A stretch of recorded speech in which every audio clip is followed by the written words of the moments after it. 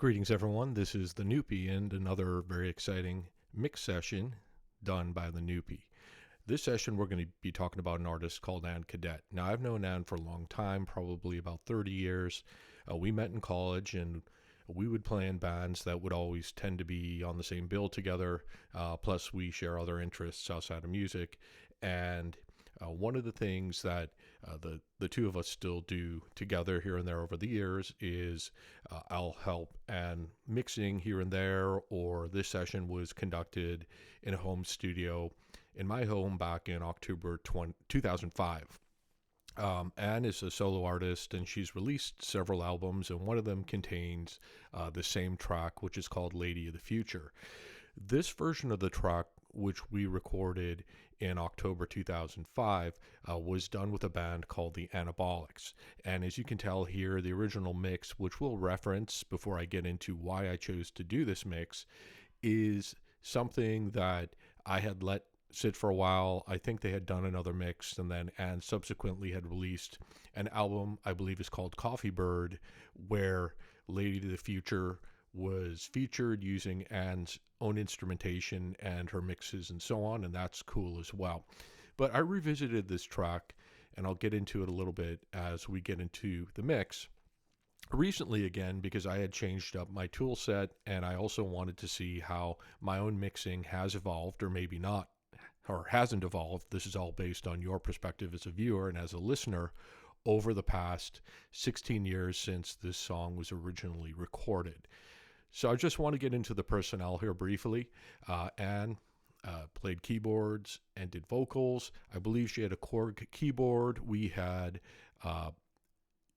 created a MIDI track for the keyboards, and I forget whether or not we had also captured the audio in the recordings, but I'll come back to the MIDI versus the audio as I get into the recording and some musical decisions I had to make around the mix, given the MIDI nature of what I had to work with as a starting point.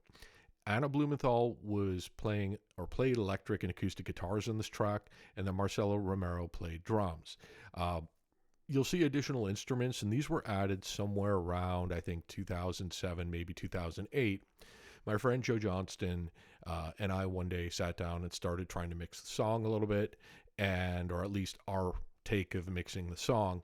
And we decided, given the original 3-player arrangement with drums, keyboards, vocals, background vocals, and then electric and acoustic guitars, that the song was missing some kind of tonal balance in our estimation. So I laid down bass for this track. Joe laid down some electric guitar parts that you'll hear in the mix, and I'll point those out as we go. Joe did the heavy lifting on most of this mix, and the engineering, and I got the drums going and things like this, and Joe really worked with folks throughout several hours, or I think it took about half a day in total, and I kind of filled in the blanks. And then I did 2 mixes of this. One was done in 2014, as you saw on the last slide, and one was done in late November of 2021, and everything that's going to be covered in the session today is around the final product versus where we were in 2014. So some quick shout outs, and I want to stress with this that I don't have endorsements for any of these products. So I use them because they work for me. Certainly if other things work for you, please post them in the comments section. I'm always happy to try out new gear, try out new plugins, try out new DAWs, etc. But this is simply to call out the products that worked in the creation of this mix. So the first one is Waves. You can go to waves.com. Waves has been around forever. The first plugin I got from them was a C1 compressor many years ago. It's still kind of a go-to. I still use a lot of their stuff.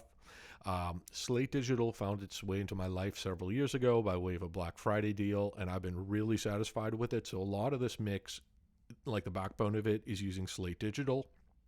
Plugins of various varieties, channel strips, etc. And I'll call out who did what as we go. I'm using Logic Pro 10 for this session. Initially, the session was done in Cakewalk Sonar. I believe it was version 4 back in October 2005. I've since I really got into Logic Pro 10, or actually Logic Pro 9 at some point. Then I upgraded to 10, and I kept the session in 10. I didn't move it over to Studio One Pro, which is what I tend to use personally most of the time. But again, I have no horse in this race. Whatever you use, if you have things you prefer, please post them in the comments. And then finally, Izotope was used in a lot of the processing, in particular, when it came to a tonal balance. They have a tonal balance control. I think, actually, now that I think about it, it's the only Izotope plugin that we're using here. Tonal balance control helps you augment the using your ears and following the meters part of mixing. And it also is helpful with mastering, where you're saying, yeah, to my ears it seems fine, but Izotope has built this intelligence into this product, and I'll get into it as we come to that part of reviewing the mix, where it gives you a visual representation of your tonal balance, and it lets you solo each of the bands to understand where things might be amiss, because sometimes the way it appears versus the way it sounds changes your perception of a mix, in particular if you've been mixing for several hours. But again, we'll come back to all this. So in terms of mixing Lady of the Future, my workflow really doesn't change mix over mix. Gain staging and phase are my first area. I'll talk about that in a moment. Then I do level sets and panning. I do something called top-down mixing, which I'll point out once we get into the session. I create buses. That really gives me a real granular control over my workflow, and that's super helpful. And then I want to talk about various plugin chains I've used and why I did that. And then finally, I finalize the mix. Some of that involves automation. Some of it involves just tweaking some levels. Some of it involves a little bit of stuff I had to add, or I felt I should add, to make everything sound cohesive. So let's actually get into the mix itself. And I want to talk about gain staging and phase, and I want to talk about what you're seeing out of the gate. So let me bring up my mixer here. Okay, so you see a bunch of folders. I'll talk about that in a moment. You see a bunch of channels, a bunch of tracks, and you see that level's already set. So for me, the first phase in mixing, or first stage of mixing any tune here, is that I don't bus anything, I don't pan anything. All I do is I set all these levels to unity, i.e., 0. And what I do is I take a look at the way things are represented in this output fader. And you can call it a main out or whatever, however it's represented in your DAW. And then what I do is I'll take a loudness meter. There's one built into Logic Pro 10. I believe it's literally called loudness meter. This one came from Waves. I prefer it because it gives us a look ahead. So it's a WLM loudness meter. And what I do is initially it's going to sound horrible. It's going to sound sibilant. It's going to be extremely loud. But I highlight all my channels, all my tracks, and I basically drag all the faders down. And you can also use gain, various plugins for gain staging as well. And I hit a target somewhere between, say, -17 and -19. And the goal here is I don't want to mix it too hot. I want it to be mixed in a balanced way that sounds good and sounds complete and does service to the song. But I also want to give a mastering engineer some headroom and some space to work with, because their longer term goal, or what they're trying to do if this ends up on a YouTube or a SoundCloud or whatever, is you want to really aim for -14 in the final product. And that's, i.e., a mastered product. You could do it in a mix as well, but mastering has its own things that really do something for the song in terms of the way we perceive loudness and just tightening up the tonal balance and adding width and et cetera, et cetera. I won't get into that in the session because we're not mastering. But the idea is the hotter you make this mix, the more it's going to get dithered down on any of these services, or like a SoundCloud or YouTube, or I think Apple does it as well on the iTunes store. So what we end up with is your music actually sounds worse because someone has literally turned it down because it's too loud. So I try to mix within these parameters of -17 to -19 for a mix.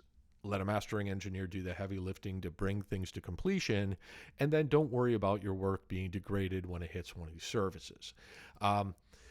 You also then, coming back to these folders for a second, every DAW I can think of has some kind of way to say, I have all these tracks, I have all these channels, and I want to be able to kind of put them together in a way that is easy to view them and consolidate them. And you'll see here that this is very horizontally spaced.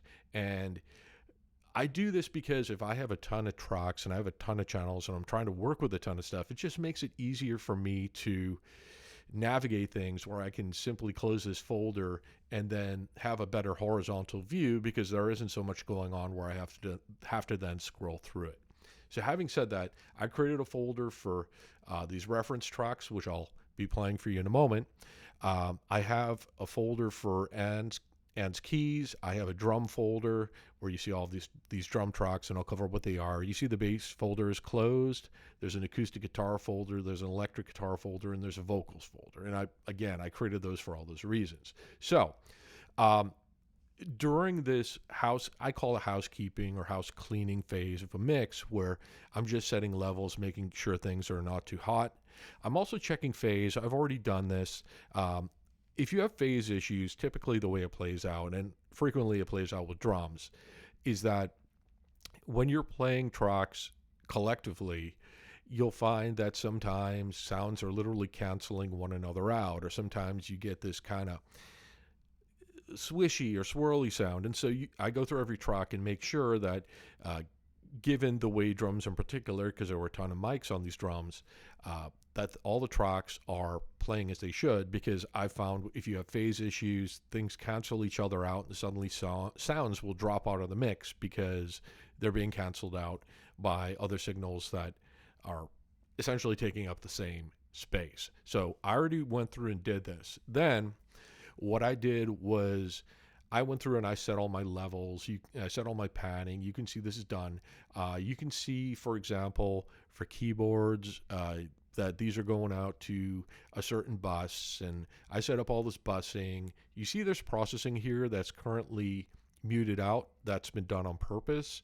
That's so I can show you a before and after of what I did in the mix. But there's a drum bus, there's a drums parallel, drum space, etc. And I'll cover these as we go through each section as opposed to reading through all of them now. You'll see some of these are set to 0 in the beginning. And I've also drawn in automation. So for me, it's gain stage, it's phase check on phase 1, or step 1. Then I'm going to do my level set, and I'm going to do my panning.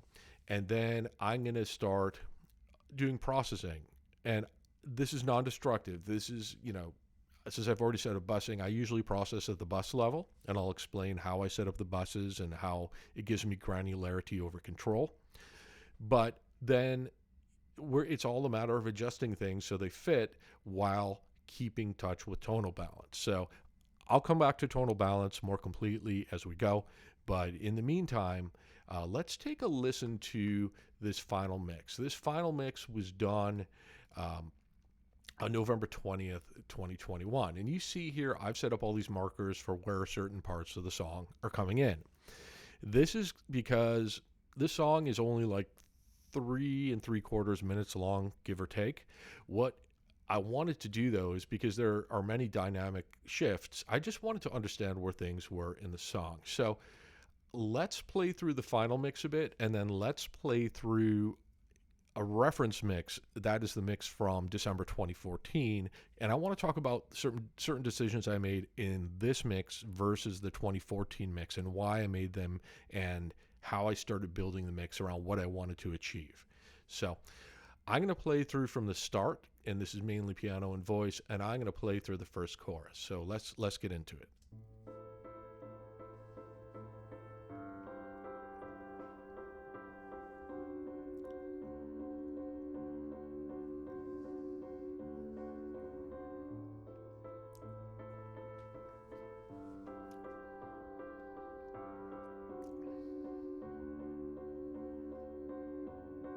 Lady of the future,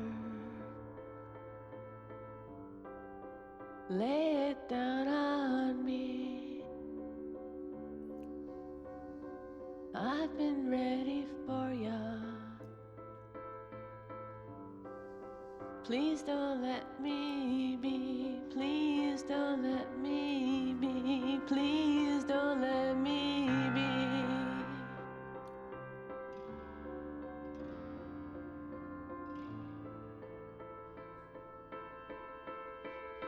lady of the future. Give me all you've got. I've been waiting for you. I can take a lot. I can take a lot. I can say that I've been giving back time, been giving back all I lost and all I've been searching for.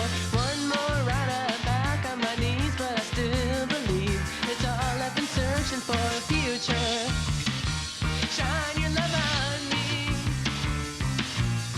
Future, shine down on me. Ladies got my number.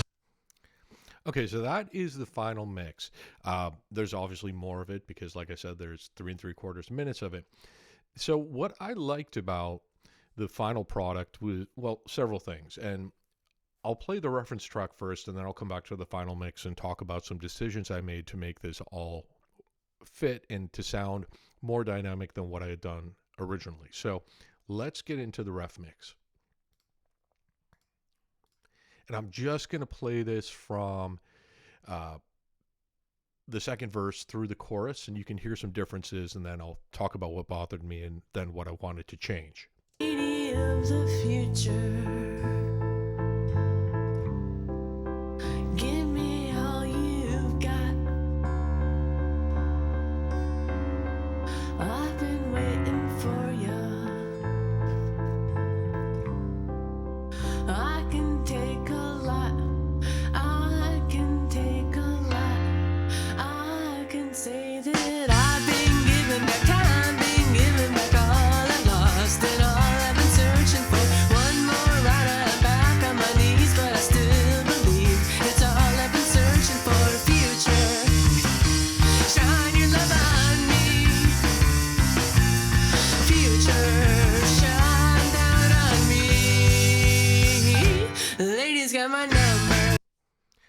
Okay, so the things that really stuck out to me about this old mix is not that the mix was bad. I thought that the mix was fine, and as I recall, like the mix. I don't know if she used it for anything, but the number one thing for me is that the drums sound, although this song is not really meant in my, or at least to my ears, it's not meant to be drum forward.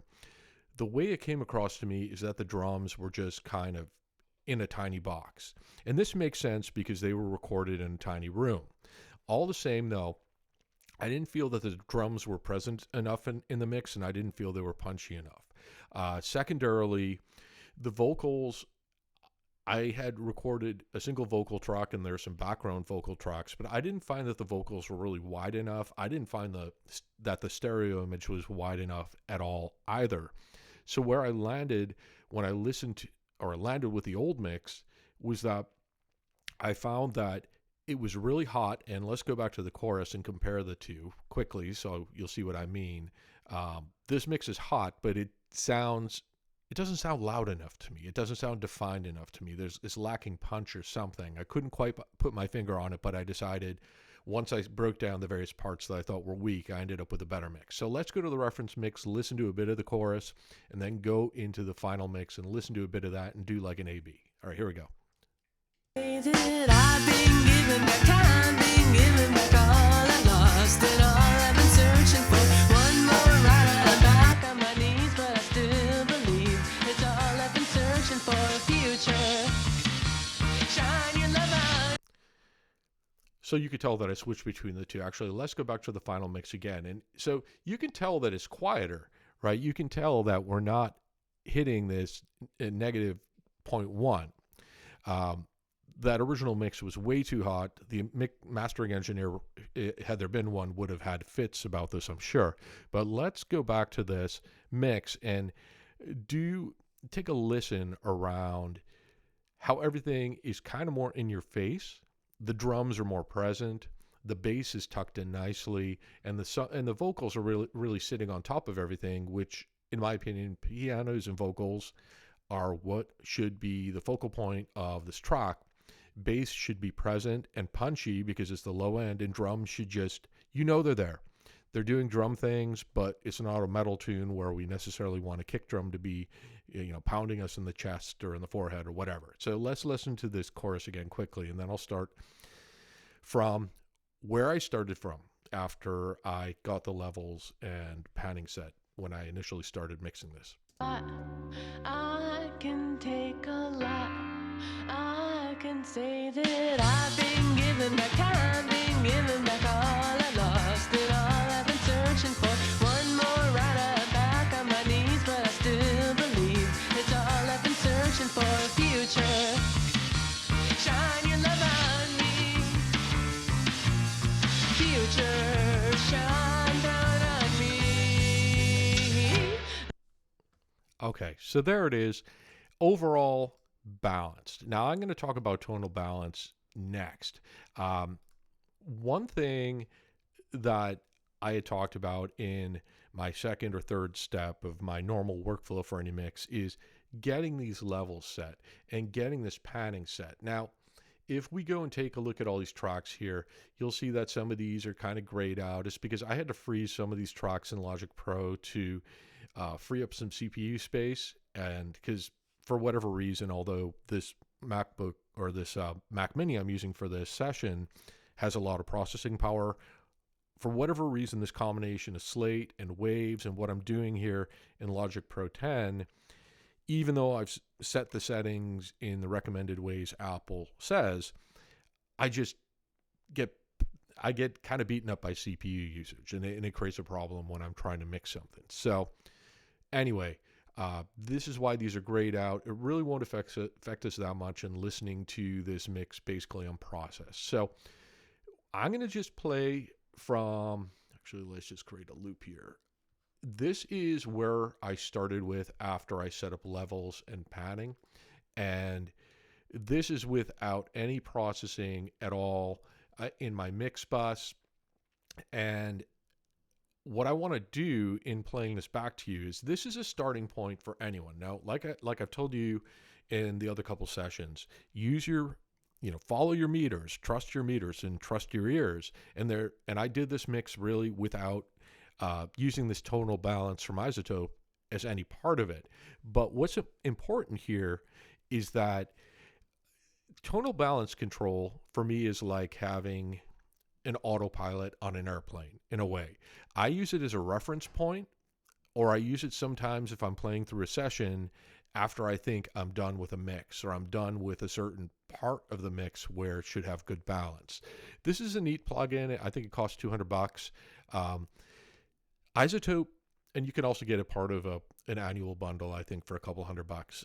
It isn't that expensive, and it's super useful. And it's actually a great reference point, in particular if I've been mixing for 8 hours and then my ears might or might not be playing tricks on themselves. So you'll see there's a rock plugin here. They Izotope, being they, have created a bunch of models around different types of music. I found that rock or pop were their most suitable, and you see all these various bars here. You see a low, or various bands rather. You see a low, you see low mid, you see high mid, and you see high. If you chose not to use one of these predetermined ones, you can open custom target curve options. You can import a song as a reference track. I haven't done that here because I didn't want to anger the YouTube gods about, copyright and so on. So suffice it to say, I could have done it. I didn't do it. I just went with this rock preset, which works. And what you'll see is that you have these green regions that have been set up as the result of picking one of these preset genres of music. And you're aiming, you'll see when we start playing, there's a white line that'll go vertically, and you want to try to get it as close as possible to the center section. There's a fine tune as well. Visually, to me, it confuses me. I'm a simple caveman, but what you want to accomplish is that for each of these 4 bands that are represented here, you want that white line to be as close to the center as possible, and most certainly within this green to dark green region. If things are askew from this, you're going to want to solo each of these bands, and I'll show you that here, just to understand, this high mid might be through the floor, but when you listen to other bands, there are collision between bands where you could reduce another band where suddenly, oh, alas, the white line will come into the right place. I mean, you have decisions. And then there's a crest factor regarding the low end.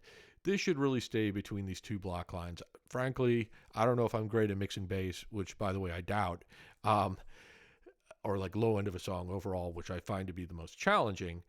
My crest factor stays within this range, so I don't really freak out and try to adjust that. That stays in between these two black lines. Everything is hunky-dory and so on. So let me just start playing through the end of verse 2 through this chorus, and I'll bring up tonal balance as we go so you can see where we are with tonal balance. And the goal here, and I think I already mentioned this, the goal here is the tonal balance should be on point before you start doing any processing. Because if you start doing processing on a mix that has poor tonal balance, it's just going to make your life much harder. You'll find you're redoing things. You're going to you might be committed to an institution. I'm not sure.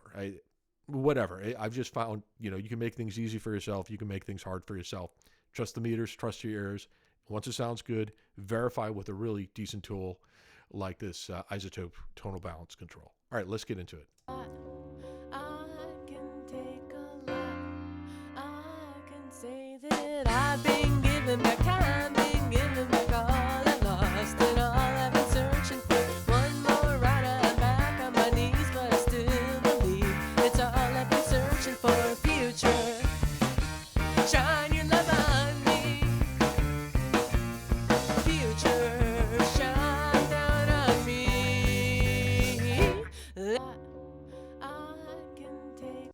So as you can tell, we ended up in a pretty good place tonal balance-wise, and I was comfortable after taking a look at this to really start mixing the tune again, or proceeding with the mix of this tune. So one of the things that sticks out in this mix, and actually let me just bring it to the chorus generally, is that it sounds like small drums in a small room, which they were. I believe we had a mic, AKG, I think it was a D114 inside of the kick drum pointed at the beater. So it was inside of the drum, captured some attack. We had a snare top mic. It was like a 7-inch Ludwig snare, really nice snare.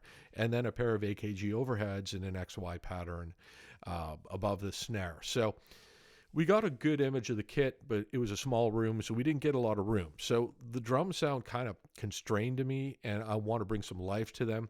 Also pay attention to the kick drum. The kick drum has it's pretty clean, but it isn't. I could tell right away that when you listen to it against the bass, there's some collision going on. There's a little bit of muddiness. And plus, I just wanted to add a little bit of power and woomph, some weight to this kick drum. The snare sounds really constrained. It really isn't represented well in the room. Actually, frankly, the room, as I think about it, was kind of deadish. If I was to do it again, I would not have built the room the same way, but hey, live and learn. The vocals are somewhat on top of the mix, but I really want to bring them out. And then the other instruments, like the keyboard, I find to be a little harsh. Let's listen to it again, and I'll call out what I thought of. I've been giving back time, been giving back all I lost and all I've been searching for. One more ride, I'm back on my knees, but I still believe it's all I've been searching for. Future, shine your love on me. So you hear that kick drum, and it's just thumping away, and that's okay. I just wanted it to do something else in the mix. In particular, if we just do kick bus and we do bass bus, you'll hear exactly what I'm talking about.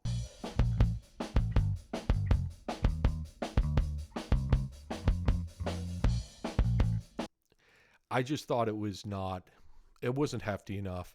And like I said, this isn't a metal tune. I wouldn't want the kick drum to be super in your face, but I wanted to just to tighten it up a little bit and give it a little more woomph. And then the bass itself is okay.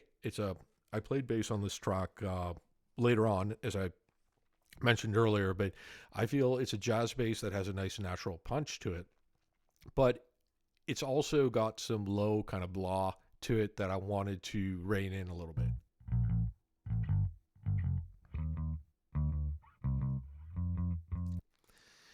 So there's that part. Now, the one other thing, because this is an XY pair, so there's no direct miking of hi-hat.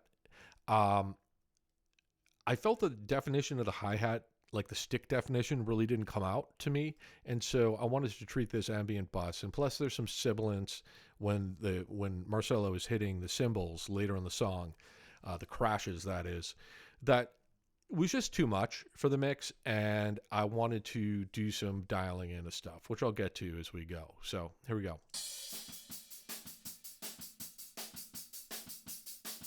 So here what I mean is basically, yeah, you hear the hi-hat in the mix, but they're not doing anything. They're not doing anything to serve the mix. It's just, we have sibilance of crash cymbals, but the hi-hats are just like,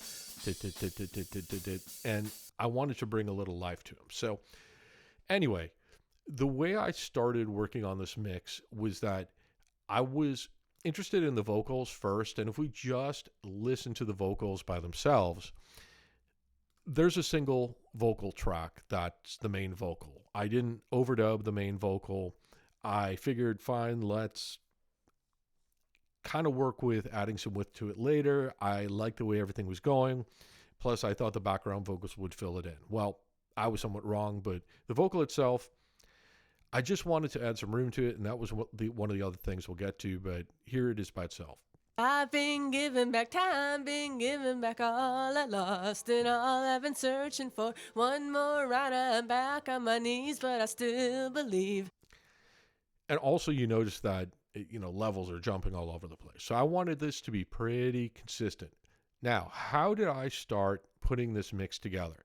Well, here you can tell that at the end of the day, a number of these mixes are coming over to old bus 20 here, which is our mix bus. And I had talked in my workflow about top-down mixing. So Logic Pro 10 let me get all this stuff engaged. You can simply click down the power button, hold your mouse button down, and this engages all of it. Now, this is using Slate for this channel strip and these various plugins here. It's using a VBC FG Red, which is based on this Focusrite compressor from back in the day. I'll come to why I made that choice in a second. There's this Kramer tape on this mix bus, and what I wanted to do with this track is, because it was recorded digitally originally, the song itself to me has a vibe of like a early 1970s kind of thing, and I wanted to warm it up with some little bit of tape noise, but just give that illusion that it wasn't so cold and digital. So I warmed it up using this preset on this Kramer master tape. This is made by Waves. And then finally, I'm using the Wave C1 gate. And this is not really an aggressive gate. This is basically let some instruments kind of tail off and then close the gate, just so we don't, in particular at the end of the song, so we don't have that much resonance. But let's get back to the beginning of the processing here. First in the chain, I have a virtual mix bus, again, from Slate. I've got the input so we're not really going into the red because I don't want that. I've turned off noise reduction. To me, I don't really want it. This is a 4K G circuit. You can read about it in the Slate docs, what it is. Here we have a revival plugin. I'm not sure what the model is. It's just neat. It just adds some neat warmth to the song. I found that the bass was a little bit thin, so I thickened it up. You can do whatever you want to do. It suits your ears. Here I'm using a trimmer. It's not really doing anything. Here you'll see that I worked with faders when I set my levels rather than using some kind of gain plugin and then automating in a gain plugin. There's a difference between gains and faders. It's really related to, if you think about faders versus preamps versus whatever.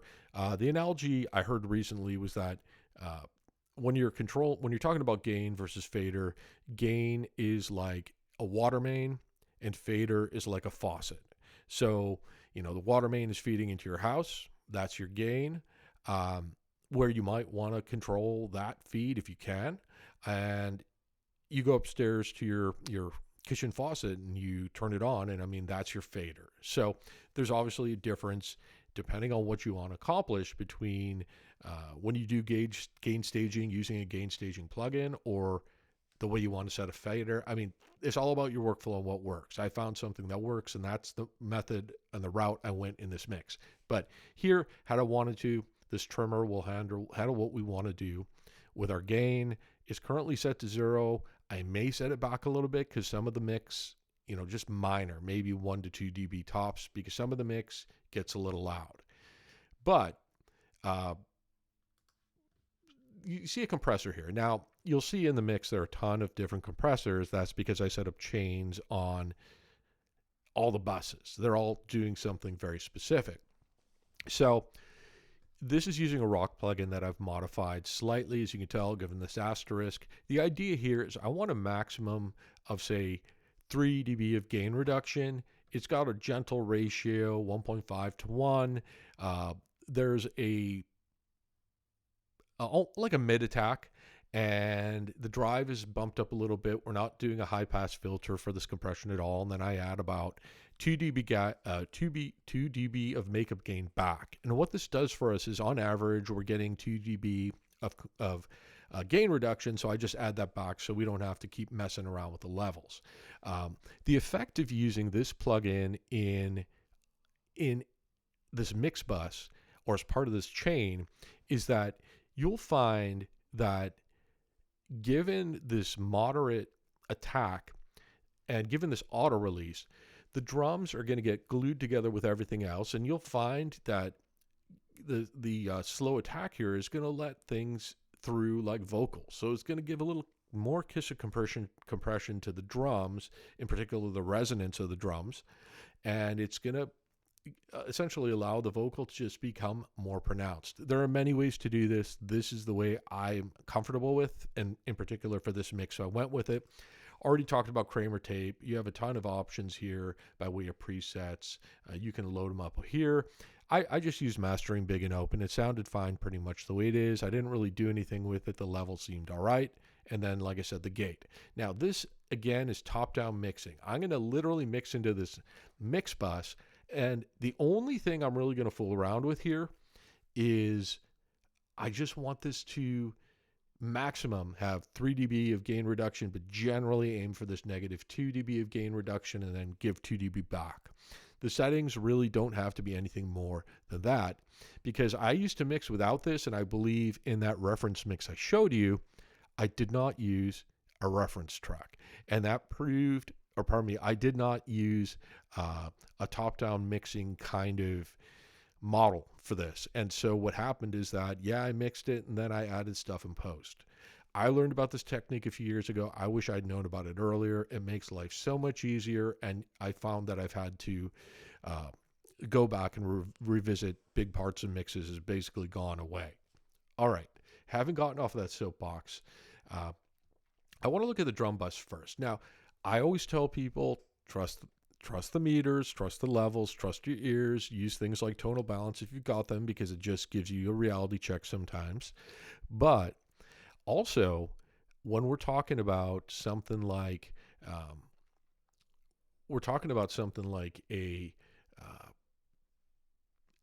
a mix on the whole, I mix in context. And what this means is I just played you the unprocessed mix, and I accomplished those results by playing through the song and its parts over and over and over again until I felt tonal balance was achieved, long before I applied any kind of processing anywhere. So mixing in context is something that is useful because, you can have the greatest sounding kick drum, the greatest sounding piano, the greatest sounding snare drum, guitar, whatever. But if it doesn't fit the mix, you've done yourself a disservice, you've done the song a disservice, and you're probably going to end up doing it again, or you'll have a mix that just sounds off because they don't make sense with one another. So here I have a drum bus. You see I've done some processing here.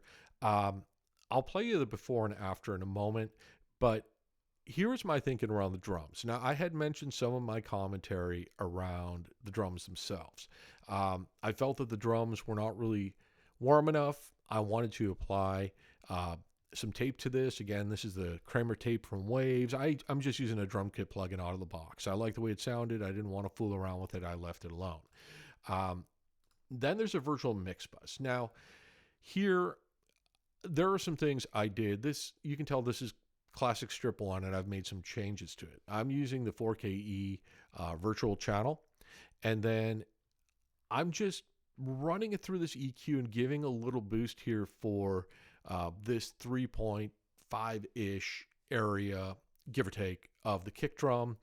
And just boosting it a little bit because I wanted to bring out a little bit of the beater attack of the kick drum. And then there's this muddy region in all drums. It's usually around, say, 300 hertz to, say, 500 hertz. Sweep around and find it. I'm just pulling out, what is this, like, I don't know, 2-3 dB.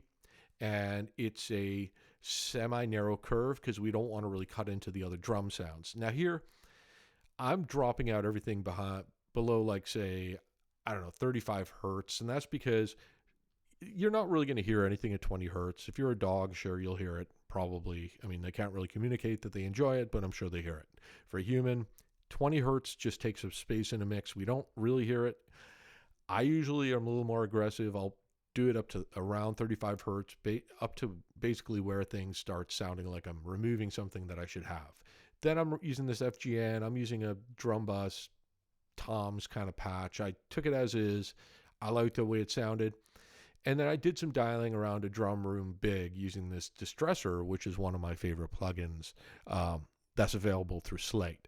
So this is doing like a 6-to-1. It's bringing things under control. And then I introduced a bunch of level by having this chain here. And so I trimmed off 6 dB, give or take, just so input equals output, because I don't like having to reset levels after I've done any kind of processing. Here we have this infinity EQ. Now, some say that Slate created this to be, there's a product called Fab Filter. They make this QEQ, which is quite good. I've tried it. I've used it. It's on my wish list. Maybe Santa will put it in my stocking this year. I don't know. But Slate has released this infinity EQ that is cool in its own right. And it has a lot of the same features as Fab Filter. It's a different product. But what I'm doing with this drum kit overall is I found that in this low end, and I talked about 35 hertz and all this stuff, and how there was just some low range kind of bloness to it. And I talked about 500 hertz as well. I'm using Infinity EQ to do a little bit of surgical stuff to this. And I'll show you the A/B as I play through the processing before and the processing after on the drum bus. But the idea is, with a product like this Infinity EQ or a product like Fab Filter, you're able to solo any of these bands. If you've made some adjustment here, there's a high pass filter, and I can solo what I've removed. So I don't just trust my ears, but I actually get to hear what's been subtracted to ensure that what I've subtracted is what I intended to subtract.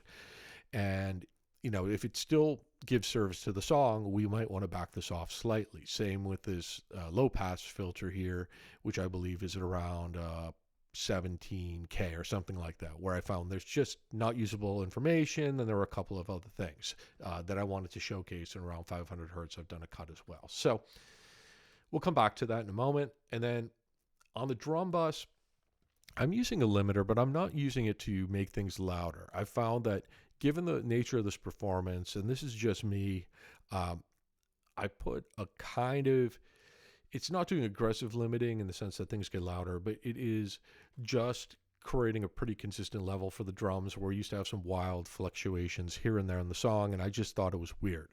So let me solo this drum track for you. And like I said, I mixed this in context, and I dialed this up as this played over and over and over again on this loop, and I would do it for each part of the song. And by the way, I really like this song, which made mixing it easy. If you hate the song, your life is going to be hard. But anyway, so let's, there's a nice drum part playing here. Let's go through and do an A/B. So here's a without.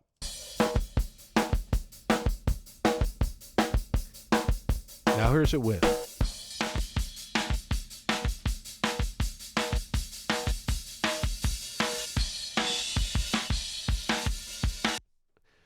So that's, it made the drum sound tighter without a doubt.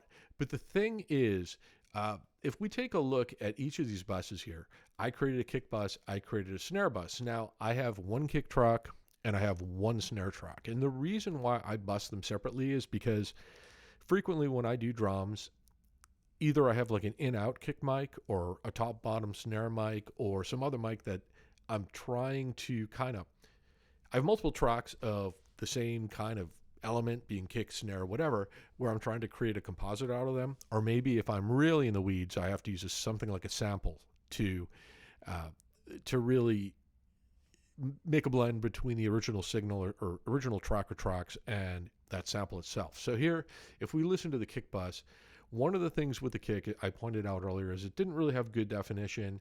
And so I took the kick track, I sent it here. I didn't know if I was going to have to use a sample. I chose not to. I'm glad I didn't. I'm pretty satisfied with the way it turned out. So let's just listen to kick and see where this landed.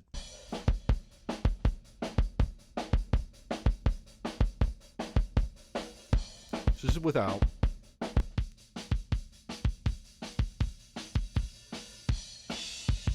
And that's with. And without. And with.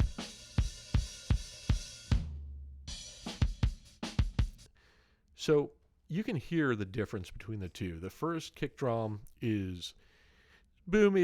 You get a little bit of the beater, get a little bit of the attack, in other words, but this one is much tighter. And one of the ways I do my mixes when I just set levels and I set panning is I listen to the kick drum, I listen to the Vox, the vocals bus or the main vocal track, and I set these levels approximately equal to one another, and I also listen to the bass, and then I build the mix around those things, because the kick is like the backbone of the beat of the whole song. The bass is complementing the entire beat of the song, and then the vocals should be the loudest element, at least in most songs as well. So I found the kick drum was taking up too much space, and when I played it against the bass, and let me do an A/B for those two, as I started applying some processing here, or adding some processing. Let me just do an A/B between the two.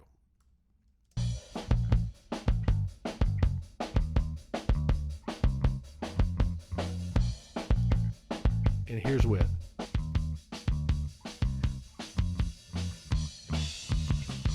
So you hear the bass coming through as soon as I applied, or I engaged. I shouldn't say applied. Applied makes it sound like I did something destructive with the track. No. As soon as I engaged these plugins, the bass just started to pop out. And I was like, yeah, that's awesome. And so then I realized the bass still has its own set of issues that I need to deal with. This is not terrible by any stretch, okay? But I wanted both to be tight, because you want that low end to be tight, and I wanted it to have a nice punch to it, but I also wanted a nice round bass, that bass tone that really glues the whole song together. So here I'm using a preset, bass fingered rocks, nothing special there. I like the way it sounded. I decided not to dial anything up. Now we have this virtual mix rack from Slate, and I took this preset bass guitar 1. I made some changes to it in terms of what my frequencies look like with the bass. You can tell all these with the asterisks. There have been some changes, and I wanted to add a little bit of shimmer, and I kept the thickness alone. So I just found, like, on the top end of this bass, the way it was, I wasn't getting enough string definition, and since the jazz bass it's one of my favorites and has a lot of natural punch to it, I wanted to bring out a little bit of strings, because I thought it was neat to have that kind of feature in the low end of the song, just to capture some neatness that goes on, and then in equals out, I just did a little bit of trimming. Secondarily on the bass, let's see here, or actually third on the bass, is this Return of the Infinity EQ. Now this Infinity EQ, I made a cut around 60 hertz here, maybe 70. Basically, as soon as I started soloing this band, as I was setting up my high-pass filter, I just found unusable parts that were conflicting with the low end of the kick drum, and it was just creating some conflicts and mud in the mix. And then I swept around for my high-pass, or my low-pass filter, rather. We're going to dump everything off somewhere around 4K. To the naked eye this looks, and again, I use the solo feature to tell me what wasn't really working out all that well, what's not usable information, because on bass you'll get some static, and you'll get some, it's based on string attack, or when the pick hits the string, because I played this one with a pick, or your finger plucks a string or whatever, you just get this unnatural kind of sizzle that doesn't really serve the song, and I just eradicate it. And then here I made a cut around 200 hertz. The bass wasn't doing a lot there.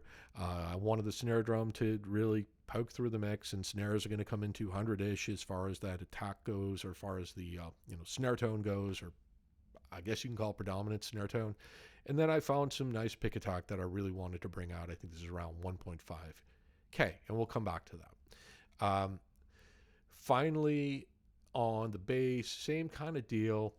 I add a little limiter, just it's very gentle, and it then allows us to just have some cohesiveness in terms of, when I got excited or whatever. Yeah, compression does the same thing, but like I said, it's just stylistic. I make it gentle, and I get the same peak that I'm looking for. Some people say this is stupid, don't do it that way. Again, this is my way, and I think the song turned out pretty well, and do what works for you is my answer here. Of course, post something productive in the comments, which is always something I enjoy reading. Okay, let's get into the bass before and after processing. Then we're going to get into it with the kick and bass together. Then we're going to just keep working through this mix. So here's our bass by itself. And this is without processing. Now, here's with processing.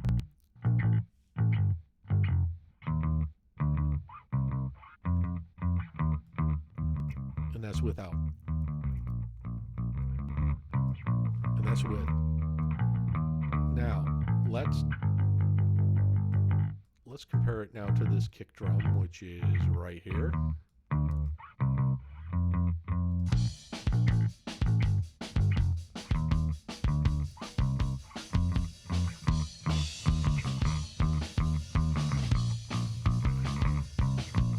So this is processing with both. So let's do an A-B. This is with, and then I'll call out without. Here we go. This is with.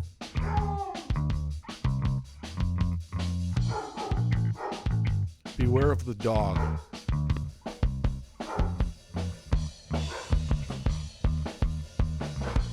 So this is without. And it doesn't sound terrible, but it just doesn't sound defined. But listen to this. Just listen to the way it sticks out.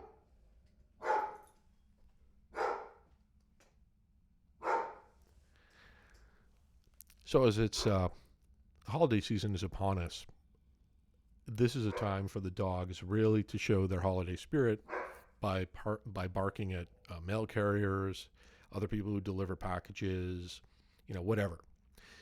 This only adds flavor to the session. Please subscribe and click like, I guess. All right.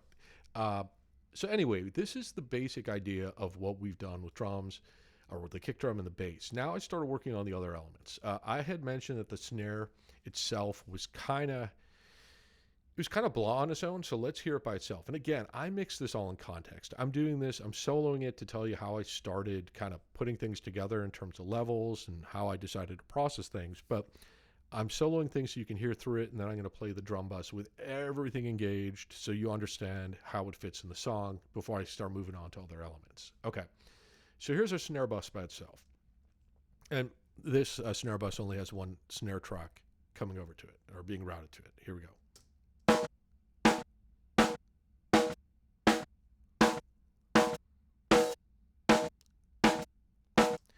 You might be thinking, that sounds hideous. You know why? Because it does.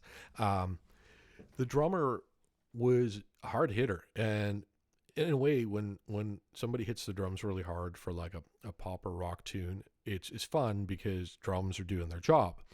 But there was so much bleed on the snare, and it really didn't occur to me this time around, didn't occur to me until I revisited the mix in November 2021, that there was really anything wrong with this. So what I ended up doing was, if we go over the snare track itself, go over here, you'll see, actually, go over here, you see the snare that's frozen, it's not doing anything, and then you see the snare dupe. You see all these splits in between these various snare hits. Well, there's a feature inside of Logic Pro. I think every DAW has their own version of this, where we say, yeah, remove silence. And so you set a threshold, and I decided the bleed was something I couldn't deal with in the snare track. It was too sibilant, it was too noisy. I couldn't get it constrained without really squeezing the life out of the snare drum. And the only way to do it was to remove the silence, and then in context, the snare drum sounds natural. Simply by itself, you're getting this effect as if I put on a heavy gate and it's squishing the transient, or says, yeah, like when it becomes silent, it gives this really kind of abrupt sound. But I treated this somewhat processing wise, and in context, it sounds fine as you heard in the original mix. So let's just listen to this for what it is and then get out of Dodge as quickly as possible. So you heard its nature being kind of abrupt. I added some warmth here with this Waves Kramer tape. I just used a snare preset. It was fine. I didn't fool around with it. Here I have a punchy snare, but I made some changes to it. And I did the following. I started with this VCC channel. It's using 4KE, and then I added this custom series lift. Now, what this does, I'm not actually sure the circuitry or the actual gear this is based on. This allows you to make a snare. There's a present, and a silky, and a big, and a punchy. I'm using this custom series lift from Slate. This is all from Slate. I set everything to 10, or maybe this is 11. I'm not sure. We want it to be big. You want it to be present. I just wanted some more heft to the snare drum, because I was also going to be adding a bus to the snare drum, because I wanted to add some room space to it. I was going to use reverb. So I wanted it to get a nice blast, I wanted to hear that snare hit in the mix, in other words, in particular, because there's that space available to it by cutting the frequencies out of the bass, where they weren't doing anything and the snare just tucks in really nicely. Here, this is a snare one preset. It's hitting really bringing out the attack of the snare quite a bit. It's subtracting some of the kind of blah section of the snare, which is around 700K. It's doing a boost around 80-ish, looks like, which is all right. And then it's got a punchy amount of compression. I think we're hitting, let's see here. Yeah, we're doing about 5 dB on average of gain reduction, which is what I would expect. Adding some shimmer, adding some thickness, it just sounded right. Now, here's this plugin. Slate himself has talked about it. I like this. This is the Bomber. I've found that it's amazing on snare. And if you find this magic place where you go dead center about right hitting this bomb, the snare just sounds incredible. And so it just adds something to it overall. I'll play the AB with the snare. I'm not going to go through each of these and play it separately. Then I found that we ended up with about 9 dB of gain here. And I said, yeah, that's too much. Let's just use the trimmer to back that down. I didn't want to reset the level here. So anyway, here we have this infinity EQ again. You'll find it all over the session. Well, all I really want to accomplish here is there is unusable stuff in the snare. There was some bleed from other drums. And also, this is right around 100 hertz. There isn't a ton of useful information on the snare. I don't mind treating things differently. I don't mind having a compressor, an EQ, and another compressor. They're all doing their job. So what the infinity EQ here is doing is I've already done, I have this channel strip, and I've got this console emulation, and I've treated the snare holistically, and I just wanted to do a couple surgical moves. So high pass filtered around 100 hertz, and then somewhere around 8K, 8.5K, I'm just like, yeah, low pass, filter it. There's nothing useful here. And then somewhere around 5K, we're going to pull out some more just because it wasn't doing anything useful or anything that fit the song. And finally, I put a gate on the snare. Now, why did I do this? Well, the snare was already kind of abrupt, as you heard, given what I chose to do to remove the silence to get rid of some of the bleed. I'm just using a gentle gate here, and this is the C1 from Waves, to say, yeah, if these notes are, if no one's hitting the snare, just keep it quiet, right? It might be a fill, it might be just kind of contain what's happening with the notes. That's the first thing. But notice here, I'm bussing this. Now, I'm sending this to the snare reverb, which happens to be next door. I'm going to play both of these for you, but let me explain what I did. So first thing I did is I did some processing with Infinity EQ. And the thing with reverb, in particular, if you're dealing with a snare that has a lot of bleed or has frequencies where you don't necessarily want to have reverb for the whole snare, what I did was said, yeah, we're like 3.5, 4K here, and there's another peak around 1K that I found interesting, and then I do this low pass here at about 4.5K. The reason is I just really want to have reverb reporting for these certain frequencies of the drums and just ignore it for the rest, because otherwise reverb is just kind of gloopy in a mix and makes it sound like you didn't. It makes it muddy because it's taking up too much space. It makes it uncontained because you haven't constrained it in any way, and it sounds off, and it makes all the drums and everything else sound off. So that's why I put the EQ in front of the reverb. And certain reverbs, I'm using lustrous plates here, give you the option to really determine at what frequency is this coming in. I like the sound of this lustrous plates. I use a snare verb, made some minor changes to it. I didn't see anything. Actually, there's an equalization here. I could use that as well. Doesn't matter. This does what I want. So let's listen to the snare without processing the width. Here we go.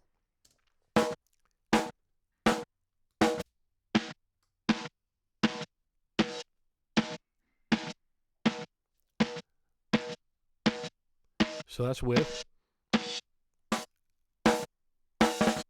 without. That's with. Now let's hear this reverb and see what it's doing.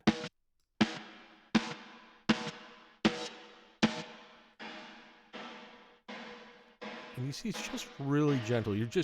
Since it was such a small room, I wanted to bring some room into this, and this is what we ended up doing. So this is with everything bypassed on this snare reverb bus and with stuff on it. And that's it. That's really it. I mean, it's simple as that. All right. The ambient bus, let's solo that up and listen to it. Like I said, this is an XY pattern. This is a stereo bus. You can tell I did some panning, kind of like 20-ish% left, 20-ish% right. That's where it sounded correct in my brain, and so I decided to go with that. The way we process this, same thing. Drum kit, using this Kramer tape from Waves, more Slate stuff, the virtual mix rack. I used an overhead preset and I changed it.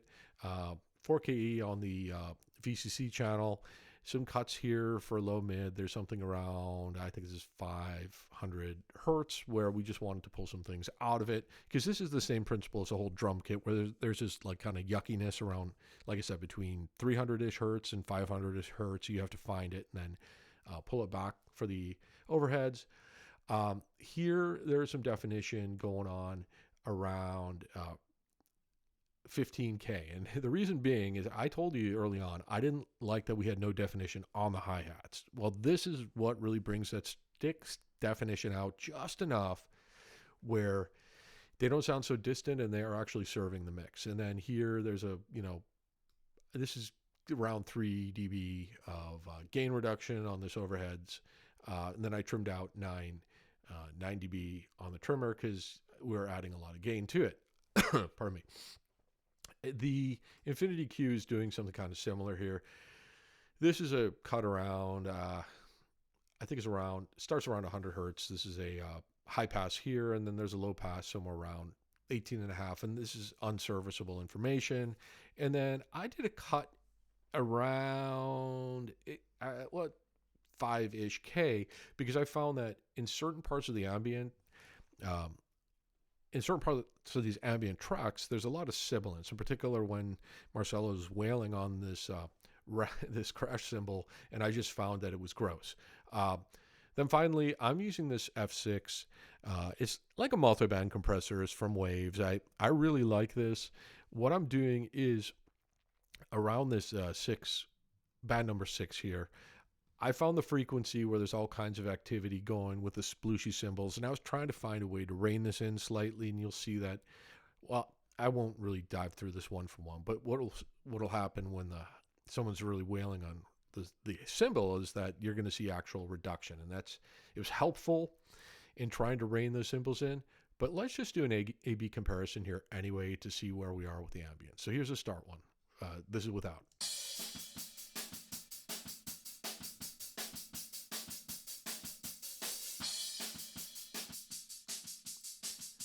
And that's it with it in. So what we're getting here is it's just tighter, right? It is less splooshy with the cymbals and the open hi-hats and so on. And we'll play it in context with a kit with and without too. Here's a without. And here's a with. Very straightforward. Didn't take me very long to do this at all. So these are our basic drum tracks. And so let's just, there are two others here I'm going to get into in a second. It's around parallel processing and giving some space to the drums overall. And I'll explain those as we go. But here is everything as is being routed into this drum bus without any kind of chain of plugins that I've set up in the drum bus. Here we go. I've been given back time. Let's just solo the drum bus like a normal person. Here we go. So this is just with the tracks being processed, but I still wanted some more tightness on these drums. So here we go. So that's with. And that's without. So notice how the without has a lot. There's like mud and there's some missing definition in there, but when I engage everything, the snare really starts poking through, and that's what I wanted to achieve here. So let's listen to it again.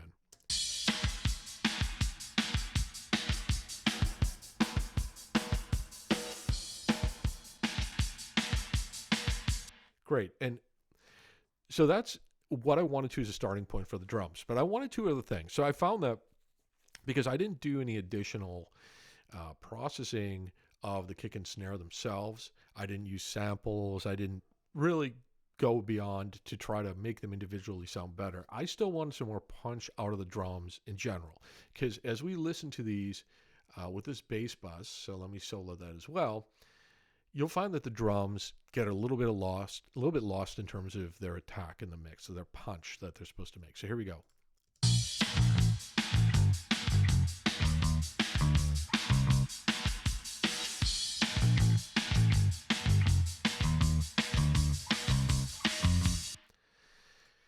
So you can tell that like during the chorus, it's just, it needed something. And I use this technique quite a bit. This is parallel compression. You can use it for other instruments than drums. I think it's also called the New York technique or something like this, as I learned about it many years ago. What I'm doing is I'm taking this drum bus and the drum bus itself, and I'm routing it into a drums parallel bus. And then I'm also routing it into this drum space bus, which we'll get to literally next. All I want to do here is I'm going to use something, this is by Waves, it's called the Solid State Logic. It's a bus compressor, or it's a compressor in general, but I like to use it on buses. And what I'm going to do is, you can tell that the threshold is pretty aggressive. I've added some makeup gain, slow attack, fast release. So what we want to do is, and also a high ratio. So we want to pull the attack out of the drums, and we want to be able to capture all these hits and really just bring out a little more of the beater hitting the kick drum, the stick hitting the snare drum, etc. And it really adds a nice heft to our drum performance. So let's just solo this and see, hear it without and hear it with. I also added a very gentle limiter here. This is the same way I treat the other drums. Here we go. Now with.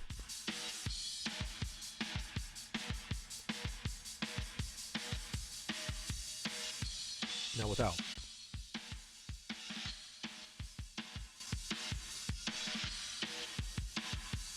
Hear the difference in what's happening with the drums, the amount of attack you get. It's pretty remarkable.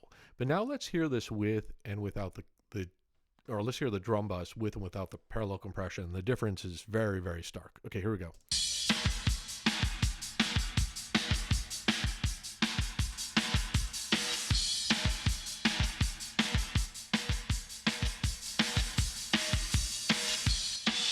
This is without. Here's with.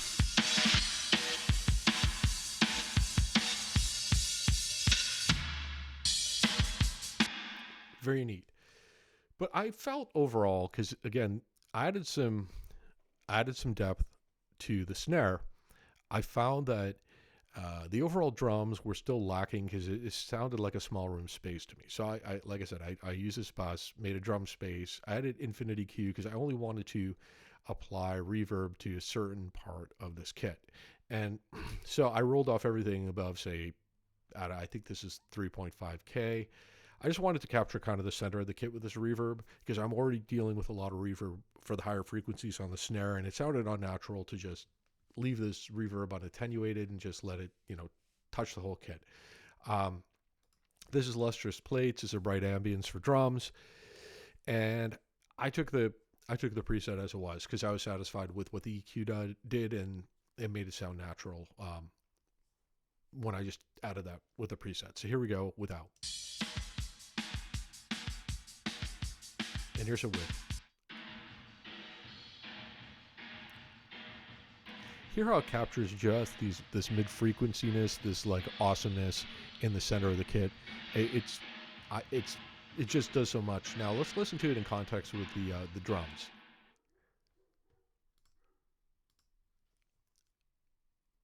All right, here it is with drum bus, drum parallel, and I'll bring this in. Here we go.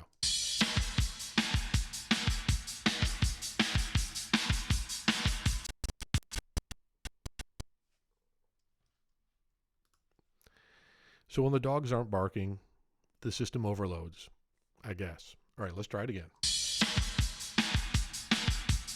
Here it is without. Here it is with. That's without. Here it is with. Here it is with the bass.